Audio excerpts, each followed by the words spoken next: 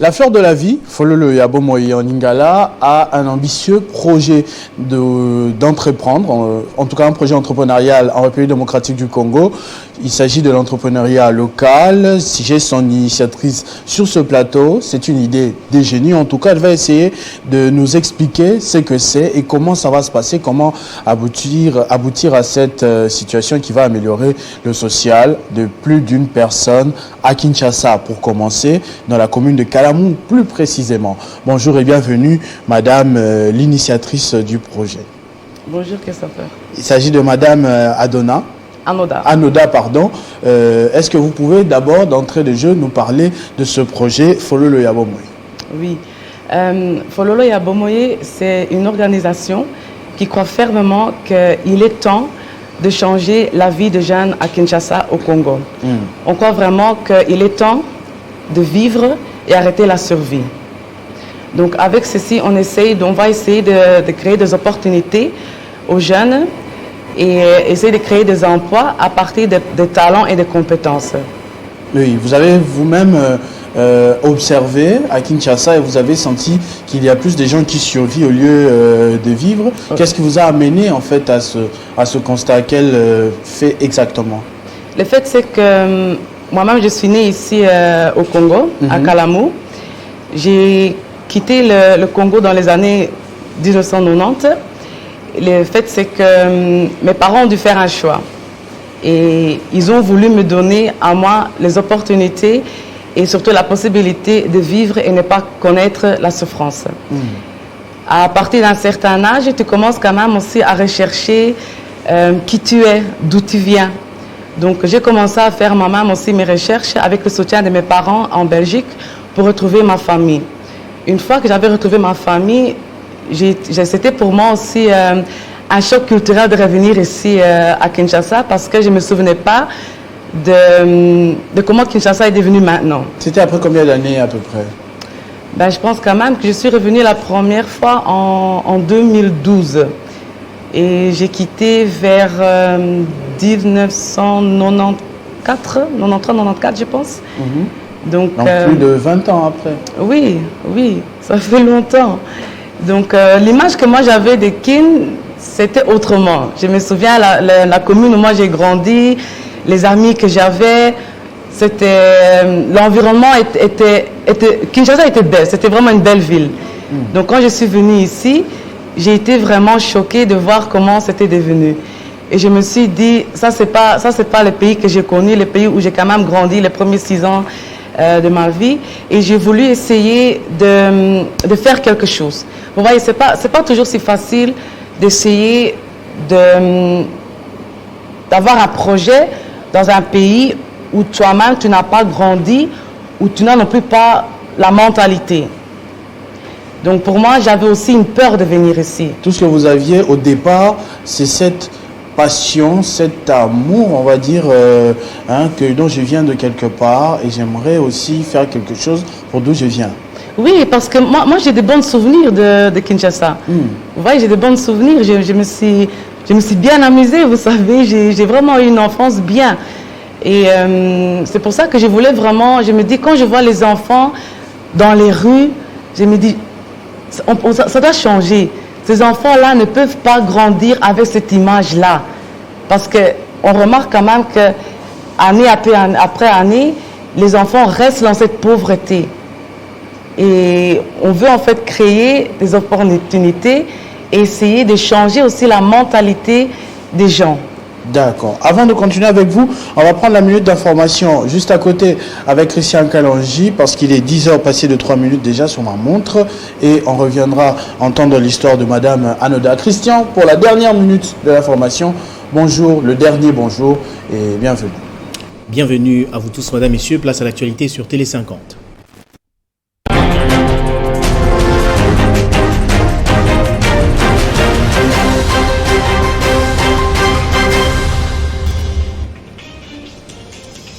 Le conflit entre Teke et Aka dans le territoire de Kwamount a provoqué la mort de plus de 100 personnes. Information rendue publique par l'ancien Premier ministre Adolphe Muzito après une descente effectuée sur le terrain. Le président de Nouvel Élan appelle le gouvernement à agir vite car, dit-il, la situation humanitaire demeure inquiétante. Entre-temps, une question orale avec débat a été adressée au VPM de l'Intérieur par le député Sessanga. Le ministre des Droits humains a condamné fermement la répression violente de la marche des médecins et exige pour ce faire une enquête. Fabrice Pouella rappelle que la tenue d'une marche pacifique, même sans prise d'acte de l'autorité compétente, ne constitue nullement un prétexte pour violer systématiquement les droits fondamentaux reconnus aux citoyens.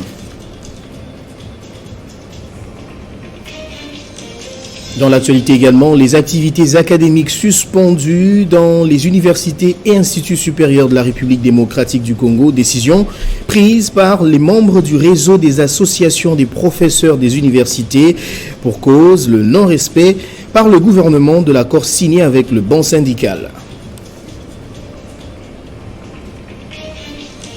À la recherche de la paix dans l'est du pays, le président de l'UNC a clôturé sa tournée dans le sud Kivu par Kamituga. L'ancien directeur de cabinet du chef de l'État était porteur d'un message de paix à la population venue en masse pour l'écouter. Prochaine étape, Butembo, Kindu, Kisangani avant de regagner Kinshasa fin septembre. En Afrique, sommet extraordinaire de la CEDEAO tenu jeudi soir à New York en marge de l'Assemblée générale de l'ONU. Les dirigeants des États ouest-africains ont décidé de prendre des nouvelles sanctions progressives contre la junte militaire en Guinée face à l'inflexibilité des militaires pour une date de retour des civils au pouvoir. Dans le monde, les autorités d'occupation du Donbass et de la région de Kherson organisent du 23 au 27 septembre un référendum en vue de l'annexion express de ces régions par la Russie. Un référendum qui permettrait en théorie au Kremlin de prétendre pouvoir sanctuariser ces territoires. Tous ces titres vous seront développés dans la grande édition de 13h. Entre-temps, l'actualité reste en continu sur votre chaîne. Madame, Messieurs.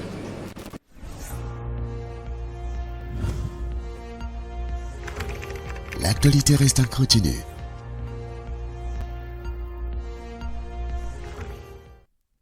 Alors, merci à Christian pour cette minute d'information. On revient sur ce plateau avec Madame Anoudamboukou Kassi qui était en train de raconter son histoire qui, à mon avis, passionne beaucoup.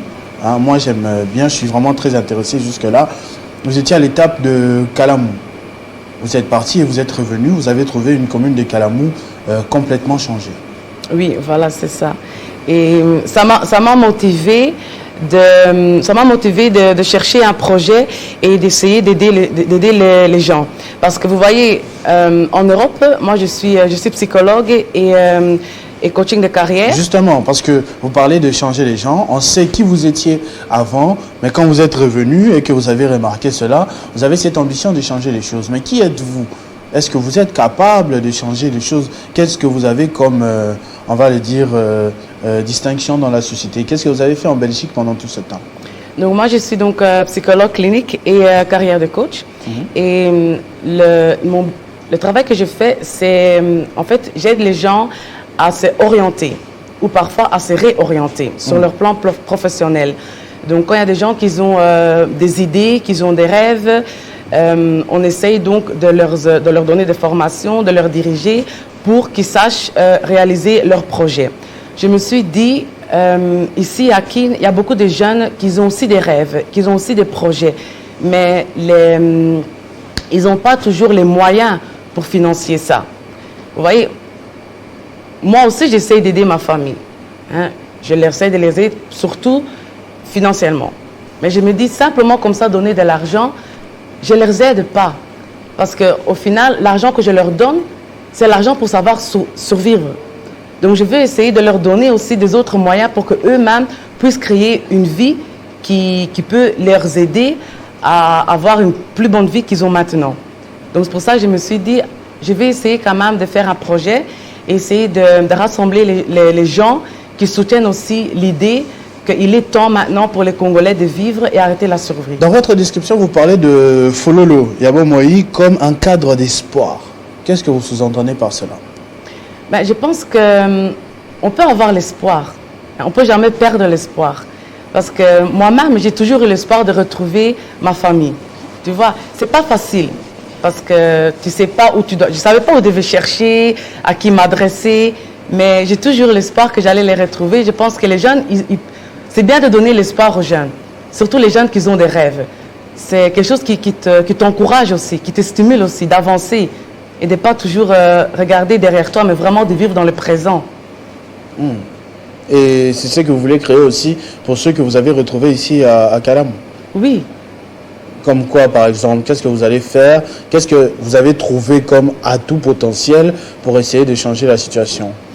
Ce que j'ai remarqué, que quand je me balade dans les rues de Kalamou, de Kinshasa, je vois quand même qu'il y a beaucoup de jeunes qui savent, qu'ils ont quand même des talents.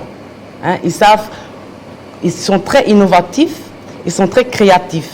C'est avec ces idées-là qu'on veut partir. Tu vois, c'est pas comme si on dit, on vient ici imposer quel emploi ils doivent faire. Non, parce qu'on croit vraiment que si on peut faire ce qu'on est, hein, ça veut dire donc si on peut faire un travail qui reflète aussi la personne qu'on est, ça va nous stimuler, ça va nous motiver à en fait mettre toute notre énergie dans ce projet-là, dans notre business. Oui, mais je parle aussi des opportunités d'affaires. Vous êtes promené à Kalamou, vous avez dit ça a complètement changé. Pour la petite histoire, moi aussi j'ai grandi à Kalamou. Pas dans la même période, certainement pas, mais aussi dans le quartier Kaouka, notamment, j'étais là-bas. Donc, quand vous vous êtes promené dans les rues, qu'est-ce que vous avez vu comparativement à la Belgique, par exemple, si on doit prendre ça comme modèle pour entreprendre? Quel secteur vous pouvez toucher et, comme vous êtes coach de carrière, conseiller pour que ça puisse être boosté? Ben, ce que je vois, c'est que partout, les gens essayent de trouver une façon, un moyen pour survivre. Ils ont des petits business. Du pain. Voilà, du pain artisanal, voilà, tout ça. Mais je me dis que si on peut motiver les gens à consommer, à vendre et aussi à produire local, ça va renforcer et ça va aussi stimuler, la situation économique dans les communes. Ah, local, là, vous parlez de la commune de Kalamou, par exemple, la commune de Limete. Voilà, donc, consommer ce qui est produit dans la commune. Voilà, ce qui est en fait made au Congo. Parce que je remarque quand même qu'il n'y a pas beaucoup de choses qui sont made au Congo. Il y a beaucoup de choses qui sont importées ici. Mais beaucoup de gens qui ne savent pas se permettre d'acheter ça. Vous voyez, par exemple, les habits. Il y a les jeunes filles qui savent faire très bien les habits. Mais ils sont limités aussi pour ça. Donc, on veut aider ces jeunes-là à, par exemple... Ils sont limités par rapport à quoi et vous allez les aider avec quoi? On va leur aider d'abord en premier lieu en leur formant. Tu vois, la mentalité doit changer. Tu vois, quand l'argent rentre dans ton business, il faut penser, ce n'est pas directement ton argent, c'est l'argent du business. Il faut réinvestir ça. Hein, on remarque que quand il y a l'argent qui est là, c'est vite dépensé. Mais quand tu dépenses tout l'argent, il reste quoi à la fin? Donc déjà, cette mentalité-là, on doit aider à évoluer dans cette mentalité-là. Tu vois, donc qu'est-ce qu'on va faire? On va former les jeunes, comment est-ce qu'on peut faire un business, hein? Comment est-ce qu'on peut faire un plan financier, hein? Quel projet on peut avoir, quel projet peut être réalisable aussi. Donc c'est vraiment changer la mentalité des jeunes et leur stimuler vraiment à voir qu'on ne va pas essayer de penser à court terme, mais vraiment à long terme. C'est ça surtout le problème. Hein? Oui. Comme vous avez dit, de penser tout de suite alors qu'on peut réinvestir et avoir un projet à un peu plus long terme. Dans la pratique, ça va se passer comment?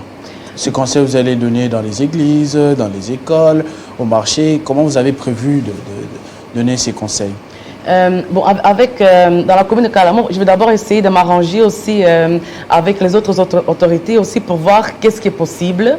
Hein, donc, pour rassembler des jeunes dans des endroits où ils seront formés. Donc d'abord, on va nous-mêmes aussi chercher des jeunes qui ont déjà une certaine capacité. Donc vous visez une catégorie particulière, les jeunes, ou bien c'est pour tout le monde? Les jeunes filles, les jeunes femmes, c'est ceux-là qu'on vise vraiment. Vous voyez, les jeunes qu'on voit là, qui se réveillent chaque matin, qui trouvent le courage chaque matin pour faire le petit business dans les rues, parfois même dans des conditions vraiment...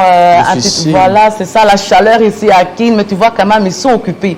Tu vois, cette motivation-là, on veut employer ça. Capitaliser ça. Oui.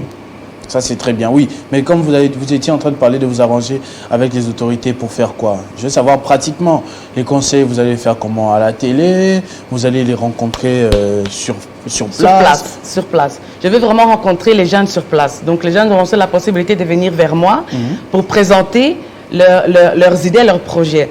Ce qu'on voudrait vraiment, c'est qu'ils sachent que tu peux avoir une idée, mais ça doit être aussi une idée qui est fondue. Tu vois, donc on veut vraiment leur apprendre, quand tu as une idée, tu dois fondre ton idée. Et on va leur former dans ça. Et voir aussi, est-ce que ton idée est rentable. On ne va pas directement dire, on va pas investir dans ton projet. Non, on va t'apprendre à présenter ton projet autrement, d'une façon qui nous intéresse et qui nous stimule à investir. À quel prix tout ça? Vous faites ça pourquoi? C'est vrai que vous aviez connu l'exemple, vous ne voulez pas que les gens soient comme vous, mais après, vous gagnez quoi? C'est en échange de quoi que vous faites ça? Moi, personnellement, je ne gagne rien. Je vais mettre mon énergie, mon temps, je vais partager la connaissance que j'ai. On peut dire que c'est une... c'est quelque vocation, chose... un appel. Oui, voilà, c'est ça. Je pense si avec ce projet-là, on peut éviter les parents à faire les choix que mes parents ont dû faire, ça va personnellement me donner un bonheur, quoi. Parce que je pense vraiment que moi-même, je ne voudrais jamais faire les choix que mes parents ont fait. Je suis maman, mère de 2 enfants, et je ne m'imagine pas à un moment dire j'envoie ma fille dans un autre pays où elle ne maîtrise rien du tout, elle ne connaît personne.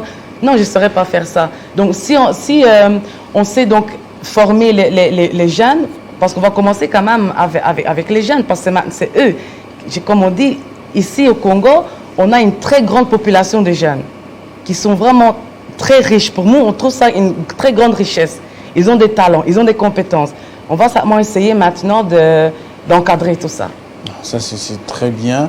Et vous avez dit en échange de rien du tout que vous allez faire ça. Et après, Follo le Yabomo, comme on était en train de le dire, reste un cadre d'espoir. On est en train d'entendre toute cette histoire. Il y a un message, on est en train de vous souffler pratiquement. Vous aviez un message à ajouter?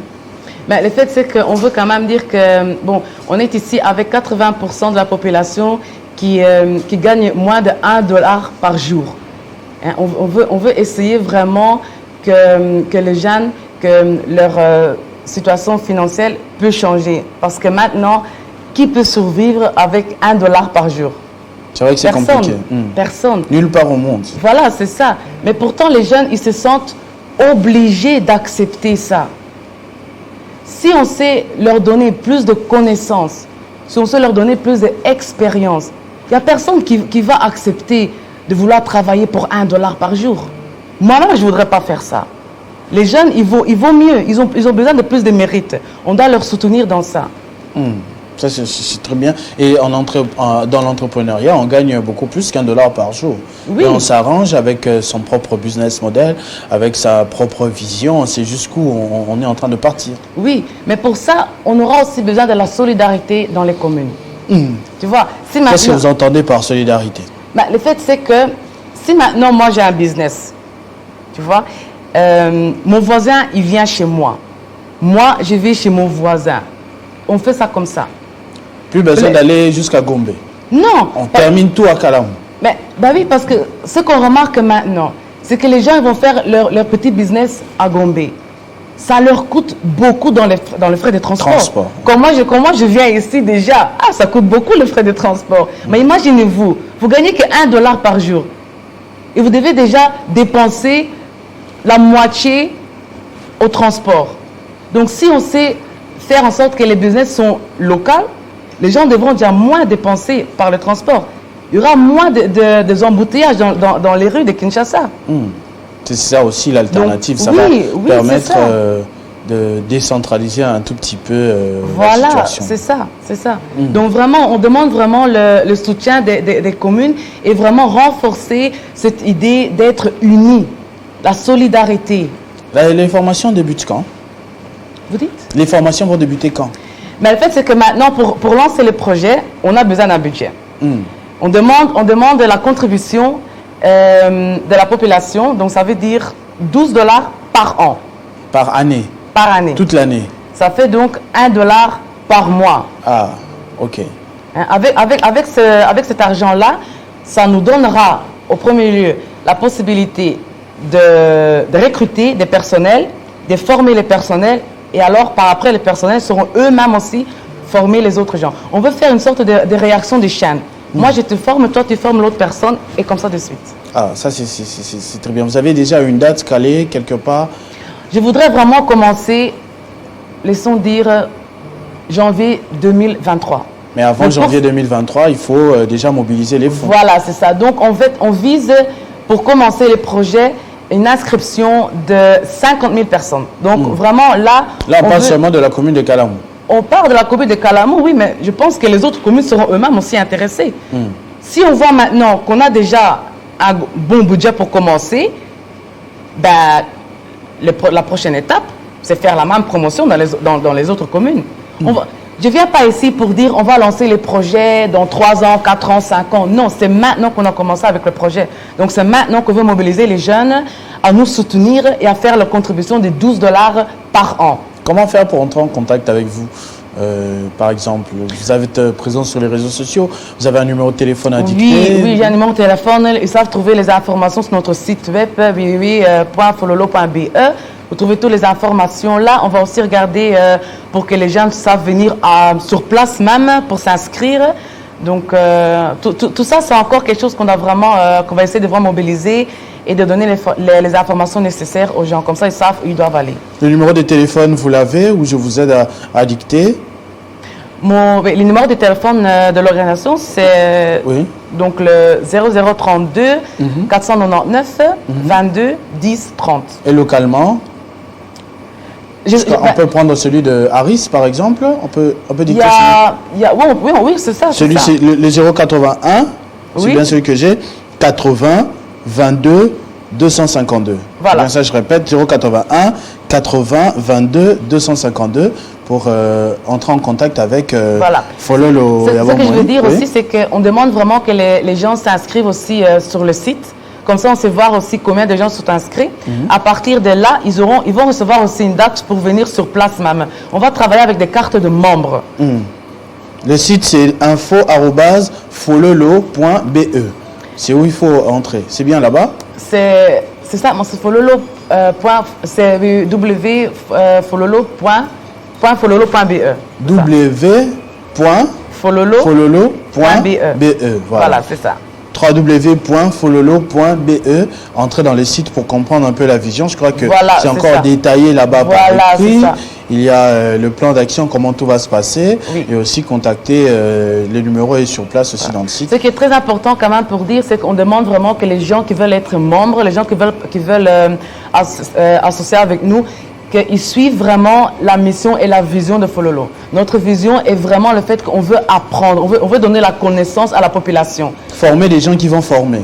Oui, j'ai retenu ça. Oui, c'est ça. Mais le fait, c'est aussi qu'on dit, comme on dit en anglais, knowledge is power.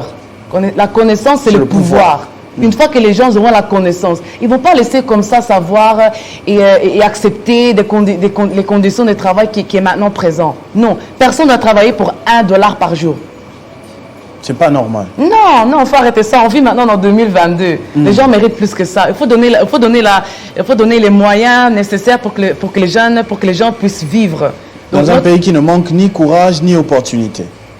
Vous dites, voilà. Dans une population qui ne manque pas de courage, qui ne manque pas d'opportunité. Il y a beaucoup de jeunes qui ont beaucoup de courage ici. Et ce courage-là, on a vraiment besoin de ça. Ça, c'est très bien. Merci beaucoup. Un dernier message peut-être à passer aux gens qui vous ont suivi ce matin, parce qu'on est bien en direct, qui vont tenter de vous contacter plus tard. Est-ce que vous avez un message particulier à passer au sujet de Fololo? Le message que je veux dire aux jeunes qui me regardent là, qui m'écoutent là, ne perdez pas l'espoir. Si vous avez des rêves, si vous avez des projets, venez chez Fololo, on va vous aider, on va investir dans votre avenir à vous. Rejoignez-nous et laissons-nous vivre ensemble.